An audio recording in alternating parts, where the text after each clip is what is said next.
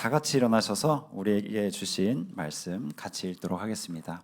오늘 우리에게 주신 말씀은 마가복음 5장 25절부터 34절 말씀입니다. 마가복음 5장 25절부터 34절까지의 말씀, 이 말씀을 통해서 살아계신 하나님의 음성을 다 함께 들을 수 있기를 바랍니다. 저와 여러분이 한 절씩 교독하도록 하겠습니다. 제가 먼저 읽겠습니다. 12해를 혈루증으로 앓아온 한 여자가 있어 많은 의사에게 많은 괴로움을 받았고 가진 것도 다 허비하였으되 아무 효험이 없고 도리어 더 중하여졌던 차에 예수의 소문을 듣고 무리 가운데 끼어 뒤로 와서 그의 옷에 손을 대니 이는 내가 그의 옷에만 손을 대어도 구원을 받으리라 생각함일러라. 이에 그의 혈루 근원이 곧 마름에 병이 나은 줄을 몸에 깨달으니라. 예수께서 그 능력이 자기에게서 나간 줄을 곧 스스로 아시고 무리 가운데서 돌이켜 말씀하시되 누가 내 옷에 손을 대었느냐 하시니 제자들이 여짜오되 무리가 에워싸 미는 것을 보시며 누가 내게 손을 대었느냐 물으시나이까 하되 예수께서 이 일 행한 여자를 보려고 둘러보시니 여자가 자기에게 이루어진 일을 알고 두려워하여 떨며 와서 그 앞에 엎드려 모든 사실을 여쭈니 예수께서 이르시되 딸아 내 믿음이 너를 구원하였으니 평안히 가라 내 병에서 놓여 건강할지어다. 아멘. 자리에 앉으시길 바랍니다. 네, 오늘은 주님 안에서 누리는 평안이라는 제목으로 같이 말씀 나누도록 하겠습니다. 우리 가슴에 손을 대고 함께 따라해 주시기 바랍니다. 하나님은 나를 사랑하십니다. 나는 그 사랑 안에 있습니다. 나는 하나님의 형상입니다. 나는 하나님의 꿈입니다. 그렇게 살아갈 것입니다. 아멘. 올해 우리 교회에 주신 표어는 성령으로 영적 돌파를 하라입니다. 담임 목사님께서 에베소서의 말씀을 통해서 이제 세 가지 말씀을 해주셨죠. 첫째, 우리에게 하늘의 모든 신령한 복이 이미 주어졌다. 둘째, 우리는 거룩하고 흠이 없는 존재이다. 셋째, 우리에게는 만물을 다스리는 권세가 주어졌다. 우리에게 이제 주어진 것에 대해서 믿음으로 받아들이고 감사와 찬양으로 반응하며 우리 삶 가운데 그것을 풀어내는 것, 이것이 올 한 해 우리 모두의 삶 가운데 경험되어지기를 축원합니다. 오늘은 마가복음 5장에 나오는 혈루증 앓는 여인의 이야기를 통해서 믿음의 돌파에 대해 나누도록 하겠습니다. 예전에 한동안 이제 MBTI와 관련해서 유행했던 질문이 하나 있습니다. 그건 바로 이제 나 우울해서 빵 샀어 이거였죠. 나 우울해서 빵 샀어. 이 말에 대한 T와 F의 반응은 굉장히 극명하게 갈립니다. F는 이런 식으로 대답한다고 해요. 왜 우울해? 벌써 억양에 벌써 이게 들어가야 되는데 제가 F가 아니라서 잘 이렇게 감정이입했다고 들어주시면 좋을 것 같습니다. 왜 우울해? 무슨 일 있었어? 괜찮아? 많이 힘들었겠다. 뭐 이렇게 한다고 해요. 근데 T는 이렇게 얘기하죠. 무슨 빵 샀는데? 더 나아가서 T는 이 질문에 대한 굉장히 근원적인 의구심을 품고 이렇게 질문을 합니다. 우울한 거랑 근데 빵 산 거랑 무슨 연관 관계가 있는 거지? 우울한데 왜 빵을 사? 뭐 이렇게 의구심을 품게 되죠. 뭐 저 역시 이제 대문자 T라서 뭐 이런 답변을 하곤 했었어요. 근데 한 번은 어떤 배우가 이제 이 질문에 대해 대답하는 장면을 보게 되었습니다. 그래서 나 우울해서 빵 샀어. 했더니 이 배우가 이렇게 대답을 하는 거예요. 커피랑 먹을래? 우유랑 먹을래? 나 이렇게. 물론 잘생긴 비주얼과 멋있는 목소리가 전제가 되어 있기 때문에 멋있었던 것 같아요. 제가 거기에 되게 반했어요. 저뿐만이 아니라 많은 사람들이 그 장면에서 탄성을 질렀어요. 그러니까 댓글에 사람들이 이렇게 적는 거예요. 와, T도 이렇게 스윗할 수 있다. 이 사람은 그냥 T가 아니다. 스윗이다. 이렇게 댓글에 적더라고요. 이 장면에 왜 사람들의 반응이 그렇게 뜨거웠을까? 우리는 누군가에게 이제 내가 겪은 고통에 대해서 이야기할 때 단순한 해결책보다는 공감의 반응을 원하기 때문이 아닐까? 이런 생각이 듭니다. 단순히 내가 하는 말을 넘어서 내 감정과 또 내가 느끼는 그 고통에 공감해주고 나의 편이 되어주는 그런 어떤 공감의 반응 말이죠. 그렇다면 왜 우리는 공감의 반응을 원할까요? 그냥 잘 들어주기만 하면 되지. 왜 공감을 원하는 것일까요? 여기서 우리가 알 수 있는 것이 있습니다. 우리가 겪는 아픔은 단지 육체의 문제만은 아니라는 거죠. 육의 아픔은 혼에 영향을 주고 더 나아가서 영에도 영향을 미칩니다. 그래서 때로는 잠깐의 고통이 우리 인생 전체에 영향을 주기도 하는 것이죠. 그렇다면 우리가 겪는 이 수많은 아픔을 향해서 예수님은 과연 어떻게 반응하실까요? 오늘 말씀 첫 번째 포인트입니다. 예수님 안에서 답을 찾으라. 함께 따라해 보겠습니다. 예수님 안에서 답을 찾으라. 25절부터 29절까지의 내용을 먼저 한번 살펴보도록 하겠습니다. 오늘 본문은 12년 동안이라는 그 긴 시간 동안 혈루증을 앓던 한 여인의 이야기입니다. 혈루증이 무엇인가? 혈루증이란 지속적이고 또 불규칙적으로 피를 흘리는 그런 병을 이야기합니다. 문제는 이 병이 단순한 질병이 아니었다는 거죠. 당시 사람들은 혈루증을 죄로 인해 생긴 불치병으로 그렇게 인식을 했습니다. 그래서 혈루증 앓는 사람은 자연스럽게 부정한 사람, 하나님 앞에서 죄인 이렇게 취급을 받았던 것이죠. 우리가 생각할 때 아니 부정하다고 해봐야 얼마나 뭐 그렇게 큰 불이익이 있겠어라고 이렇게 가볍게 생각할 수도 있지만 코로나 때를 한번 생각해 보면 조금 이해가 되실 것 같습니다. 코로나 초창기 때 생각해 보면 코로나에 걸린 사람은 거의 부정한 사람이었어요. 부정하다 이러면서 그렇죠. 밖에 나가기만 해도 욕을 먹고 일단 혹시나 접촉을 할까봐 악수도 못하고 마스크는 당연히 필수였고 코로나에 걸린 사람이 지나간 그 경로마다 소독약을 뿌려대면서 혹여나 코로나에 옮을까봐 그때 당시 굉장히 막 온 국민이 근심 걱정을 했었죠, 그죠? 마찬가지였어요. 이 여인과 닿는 사람도 이 여인이 앉았던 자리도 그 모든 것이 부정해졌습니다. 그러니까 일상생활은 물론이고 성전에 나아가는 것조차 거의 불가능에 가까웠던 것이죠. 뭐 게다가 지금은 이제 배달 시스템이라도 이렇게 잘 되어 있어가지고 뭐 집안에 있어도 뭔가 그나마 생존은 할 수 있어요. 인터넷이 잘 발달되어 있으니까 다른 사람과 소통의 문제도 어느 정도는 해결을 할 수가 있습니다. 하지만 이때 당시에 그것도 사회적 약자 취급을 받았던 이 여인의 몸으로 12년 동안 그 긴 시간 동안 혼자 집에만 박혀 있다는 것은 거의 자살 행위랑 가까웠을 것입니다. 그러니까 어떻게 해서든 할 수 있는 건 다 해보지 않았겠어요? 여러 의사를 찾아갔고 약도 먹어보고 치료도 받아보고 성경은 이 과정을 이렇게 표현합니다. 많은 의사에게 많은 괴로움을 받았고 가진 것도 다 허비하였을 때 아무 효험이 없고 도리어 중하여졌다. 의학 기술이 엄청나게 발전한 이 현대에도 종종 의료 사고라는 것이 발생을 합니다. 하물며 이때 당시에는 얼마나 그런 일들이 비일비재했겠어요.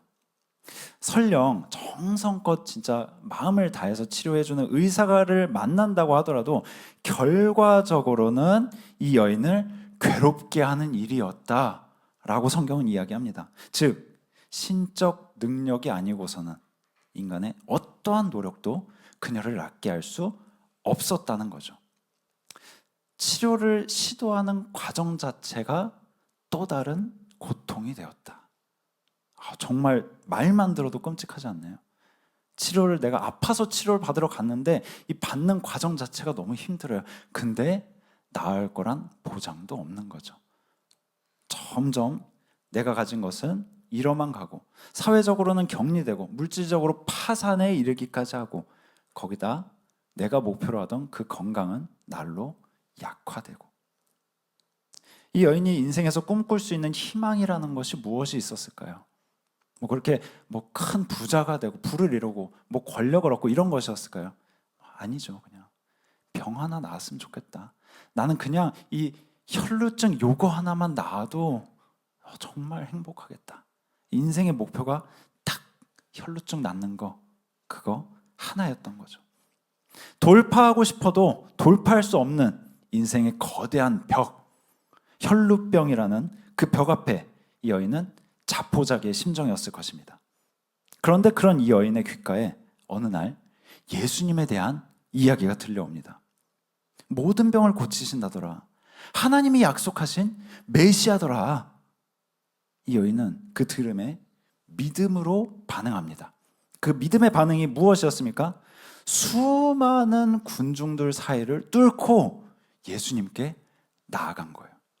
여러분 한번 생각해 볼까요? 이 여인이 12년간 무수히 받은 그 많은 마음의 상처들, 사람들의 무시와 천대, 격리, 정죄의 시선, 그리고 그러한 상처들이 쌓아져서 만든 나 자신을 향한 자책감. 나는 죄인이야. 나는 부정해.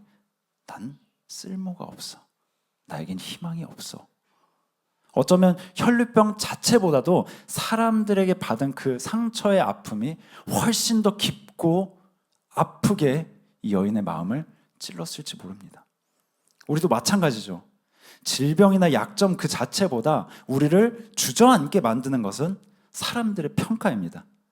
사람들의 말, 사람들의 시선, 사람들의 낙인. 이런 것들에서 평생 씻기지 않는 상처가 되어 우리의 자신감을 갉아먹고 삶의 모든 영역에서 도망치게 만드는 거죠. 그런데 이 순간 여인은 신기하리만큼 다른 사람들을 신경 쓰지 않습니다. 이 여인의 태도에서는 사람들도 그 사람들의 평가도 어떤 정죄도 보이지가 않아요. 오직 예수님만을 끈질기게 바라보는 그 시선, 내가 어떻게 해서든지 예수님의 그 옷자락만이라도 붙잡아야겠다라는 그 집념만 보일 뿐입니다. 이 힘은 어디서 나온 것일까요? 28절에 보면 이렇게 나와 있습니다. 내가 그의 옷에만 손을 대어도 구원을 얻으리라. 아멘. 내가 그의 옷에만 손을 대어도 구원을 얻으리라. 예수님의 옷자락만 만져도 내 인생은 바뀔 것이다 라는 확실한 믿음이 있었던 것이죠. 예수님이라면 내 병을 낫게 하실 수 있을 거야. 예수님이라면 내 인생에 해답을 주실 거야. 예수님이라면 내가 희망을 가질 수 있을 거야. 이 믿음 하나로 그동안 피해왔던 그 수많은 사람들 사이를 뚫고 들어가기 시작합니다. 이것이 바로 믿음이 주는 힘입니다. 현실을 부정하고 도망치는 것이 아니라 현실을 돌파하게 하는 힘, 사람들의 평가에 집중하는 것이 아니라 내 앞에 놓여진 현실의 벽에 집중하는 것이 아니라 예수님을 바라보게 하는 그 힘, 그분이 나의 유일한 해결자이시라는 그 믿음을 가지고 그분을 향해 그분만을 바라보면서 내가 어떻게 해서든지 예수님을 붙잡아야겠다라는 그 집념을 가지고 나아가게 하는 힘, 그 힘이 바로 믿음에 있다라는 것이죠. 예수님을 향한 그 믿음. 마치 넘어진 어린아이가 저 멀리서 두 팔을 이렇게 벌리고 있는 엄마를 향해서 막 뛰어가듯이, 다른 사람 보지 않고 그냥 엄마만 바라보면서 그렇게 뛰어가듯이 이 여인은 오직 예수님만 바라보고 있습니다. 지금 우리의 예배와 삶 가운데 이런 믿음이 있습니까? 오직 예수님만이 해결하실 수 있다는 그 믿음, 머릿속에만 맴도는 것이 아니라 내 마음 가운데 수없이 되뇌이면서 내 말로, 내 생각으로 수없이 반복하면서 예수님만이 나에게 힘을 주실 수 있을 거야. 예수님만이 나의 해답이 되실 수 있을 거야 라는 그 믿음, 그리고 그것이 행동으로 옮겨지는 그 믿음, 그 믿음을 붙잡고 나아갈 때 이 여인은 자기를 주저앉게 만들었던 모든 장애물을 뚫고 나가기 시작합니다. 두 번째 포인트입니다. 예수님의 평안 안에 머물라. 함께 따라해 보겠습니다. 예수님의 평안 안에 머물라. 33절부터 34절까지의 말씀을 이제 한번 보려고 하는데요. 이 여인이 이제 예수님의 옷자락을 만진 순간 어떤 일이 일어나는가? 정말 이 여인이 바라던 그대로 병이 순식간에 치유가 됩니다. 혈루의 근원이 말랐다라고 표현이 되어 있어요. 그런데 이때 예수님은 자신의 능력이 나간 것을 아셨어요. 그래서 가던 길을 멈추시고 돌아서서 말씀을 하십니다. 누가 내게 손을 대었느냐? 제자들은 이해하지 못한 채 아니 사람들이 이렇게 많은데 무슨 그런 말씀을 하십니까? 이렇게 대답합니다. 그래서 그도 그럴 것이 예수님의 질문은 마치 이제 출근길 지하철 생각하시면 좋을 것 같아요. 출근길 지하철이에요. 8호선 고속터미널 여기 딱 내렸어요. 지하철을 타려고 하는데 이미 승강장에 사람들이 꽉 차서 내가 설 자리는 없어요. 그런 상황인 거죠. 그 한가운데 예수님이 계시는 거예요. 옆에서 막 밀어요 이렇게. 당연히 예수님의 옷자락에 손을 안 댈 수가 없는 상황이죠. 닿지 않을 수가 없는 상황이에요. 근데 이와 비슷한 장면이 이제 뒤에도 나옵니다. 죽은 소녀를 향해서 예수님이 아이가 죽은 것이 아니라 잔다 이렇게 말씀하셨을 때 사람들이 비웃어요. 사실 우리도 종종 이런 모습을 보입니다. 어떤 분야든 고수는 관점부터 다르다라는 것을 알 수 있어요. 병원을 한번 생각해 볼까요? 사람들은 이제 환자가 막 고통스러워하면 어찌할 바를 모릅니다. 당황해가지고 막 혼란스러워하고 의사 어디 있어? 하면서 소리를 지르죠, 그죠? 근데 반면 의사는 그 상황에서 아주 침착하게 이성적으로 차분하게 행동을 합니다. 이 사람의 상태가 어떤지를 보고 정확하게 진단을 하기 위해서 차분하게 행동하죠. 그렇다고 의사를 향해서 아니 당신 왜 이렇게 무심합니까? 라고 이야기를 할 수 있을까요? 당신 왜 이 환자에 대한 마음이 하나도 안 보입니까? 라고 이야기할 수 있을까요? 무지한 자의 눈에는 고수의 여유가 또 여유가 방관이나 오판처럼 보일 수 있는 것이죠. 제자들은 눈에 보이는 그 현실만 보았기 때문에 예수님의 질문을 이해하지 못했습니다. 사람들은 생물학적 정지 상태만 딱 보았기 때문에 이 아이가 죽었다라는 그 상태만 보았기 때문에 잔다라는 예수님의 말씀에 비웃음으로 반응한 것이죠. 나의 짧은 경험으로 하나님의 섭리와 능력을 재단하는 것, 그것이 우리가 자주 범하는 지적인 오만일지도 모릅니다. 그런데 사실 그것이 우리로 하여금 현실의 벽을 돌파하지 못하게 만드는 또 다른 장애물이 될 수 있다는 것이죠. 그렇다면 예수님은 여인과 제자들에게 무엇을 말씀하고자 하셨을까요? 예수님은 여인을 찾으십니다. 이 여인을 찾으시고 그리고 여인은 두려워 떨면서 예수님의 발 앞에 엎드려서 사실대로 이야기합니다. 사람들로부터 받았던 정죄와 비난이 얼마나 큰 상처로 남았으면 두려워 떨면서 그 발 앞에 머물렀을까요? 발 앞에 정말 엎드렸다라고 이야기를 하고 있어요. 얼마나 그 상처가 깊었으면 예수님의 발 앞에 부들부들 떨면서 두려워하면서 그렇게 잠잠하게 있었습니다. 제가 그랬습니다. 만약 이 여인이 한번 이렇게 생각해 볼까요? 이 치유만 딱 받고 돌아갔다면, 이 여인이 옷자락을 만졌더니 나음을 입었더라 할렐루야 이러고 딱 끝났다면, 그랬다면 이 여인의 남은 인생은 어땠을까요? 어쩌면 그 혈루증은 나았을지 모르지만 그 여인의 인생 가운데 그 무수히 많이 쌓였던 사람들로 받은 그 내면의 상처는 여전히 남아서 이 여인의 평생의 발목을 잡았을지 모릅니다. 근데 이때 예수님은 그 여인을 향해 말씀을 하십니다. 아주 놀라운 말씀을 하세요. 따라. 관계의 호칭인 거죠. 예수님의 손만 보았던 여인에게 예수님은 자녀의 자리를 내어주십니다. 그리고 말씀을 하시죠. 평안히 가라. 너의 병에서 놓여 건강할지어다. 예수님은 대가를 요구하지 않으십니다.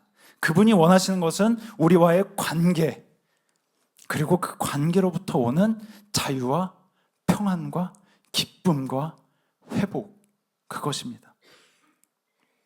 우리는 그저 우리 앞에 있는 작은 문제에만 전전긍긍하면서 이 문제만 해결된다면, 이 목표만 이룰 수 있다면 이렇게 나 자신을 작게 여깁니다. 나의 그릇 자체를 작게 여겨요. 그래서 하나님, 내가 이번에만 잘 되면, 이 문제만 잘 풀린다면 주님, 제가 열심히 하겠습니다. 이런 마인드셋을 가지고 예수님께 나아갑니다. 그래서 기도가 응답되면 할렐루야고, 아니면 하나님 도대체 나한테 왜 이러시는 거야? 내가 신앙생활하는 의미가 뭐야? 이렇게 반문하게 되죠. 근데 한번 생각해 볼까요? 하나님이 그저 우리가 이 앞에 나와서 열심히 기도한 만큼 스티커를 이렇게 붙여주고 계시다가 10개 넘었네? 오케이 하고 그 기도만 딱 들어주신다면, 우리는, 그 기도를 하는 우리는 하나님께 어떤 존재일까요? 하나님께서는 천지를 말씀으로 창조하신 창조주이십니다. 이 세상을, 그 모든 만물을 한치의 오차도 없이 운행하시는 분이세요. 지혜와 은혜가 풍성하신 하나님, 사랑이 그냥 사랑 그 자체이신 하나님, 우리를 너무나도 사랑하셔서 견딜 수 없으셔서 우리를 위하여서 하나밖에 없는 아들 예수 그리스도를 이 땅에 보내주실 만큼 우리를 사랑하신 그 하나님, 그 하나님이 우리를 자녀 삼아 주시고 우리를 회복시켜 주시기를 원하신다는 것이죠. 그리고 그렇게 믿음으로 하나님을 붙잡으며 나아갈 때 우리는 주님으로 말미암아 진정한 돌파를 이뤄낼 수 있을 것입니다. 나의 삶 가운데 나의 앞을 막고 있는 그 모든 벽이 어떠한 벽이건 간에 이 벽보다 훨씬 크신 그 너머의 하나님을 믿음으로 바라보면서 그분만을 끈질기게 붙잡고 그분께 집중하며, 이분이라면 나의 삶 가운데 회복을 명하실 수 있을 거야. 이분이라면, 이분과 함께 한다면 나의 삶은 혈루증이 멈추는 것, 그 이상의 것을 나는 꿈꿀 수 있을 거야 라는 그 희망이 우리의 마음 가운데 있을 수 있지 않을까요? 내가 하나님의 자녀라면 우리가 그 정도는 품을 수 있지 않을까요?